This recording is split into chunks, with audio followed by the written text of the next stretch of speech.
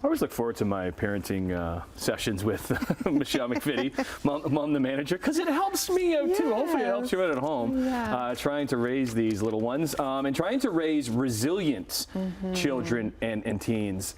Sometimes you have to make mistakes. Well, not sometimes. You have to make mistakes. You have to make mistakes. To get through it and to figure it out, and then maybe how to do it better. So how do we raise resilient kids, Michelle? Well, raising resilient children is about letting them try, letting them make mistakes, and then realizing each child has different needs.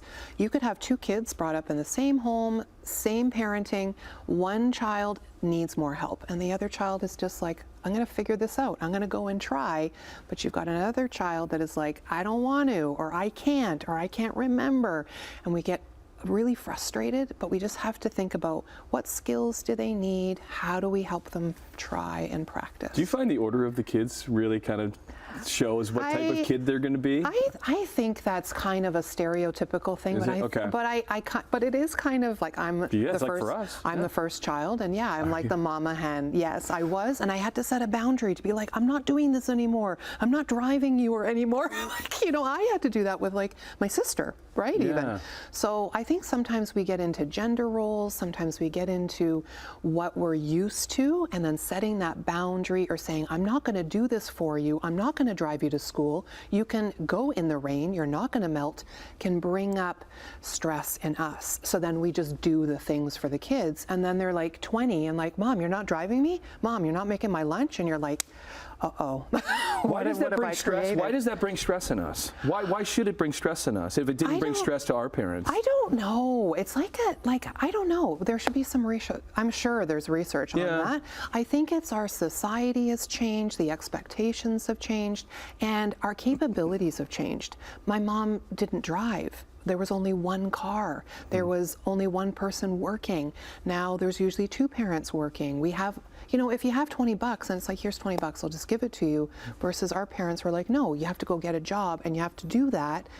Or you have to do the dishes. You have to make your bed. You have to fold your laundry. Here's the allowance that you earn, and then you can spend that money how you want. That's right. But those are life skills. I think we were brought up that it was kind of like you can't do this. Parents are mean. And instead, it's like they were teaching us. Maybe their style or their approach wasn't great.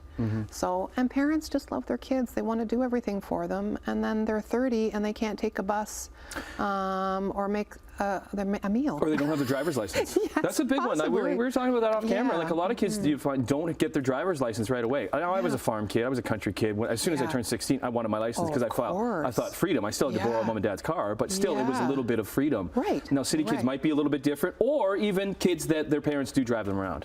Correct. Correct. If you're not giving them opportunity to try, and then why would I bother when you can just drive me? I don't want to take the bus. Well, I don't want to do this and I don't want to do that.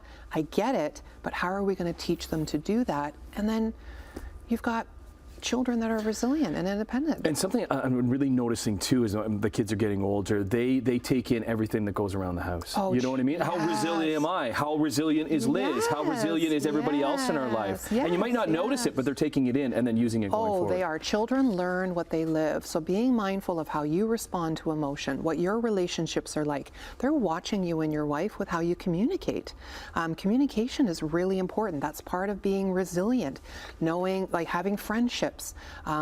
Bouncing back, like you fall down and then get back up. The kids that are still down on that floor, we need to help them up, have patience, and give them the opportunity to try and practice. Patience, something I need to work on. Something that my wife is really, really good at, and something I have to work on. But listen, that's what we need to be doing. We always need to be working on things and handling emotions. Okay, we're running out of time. Great talk.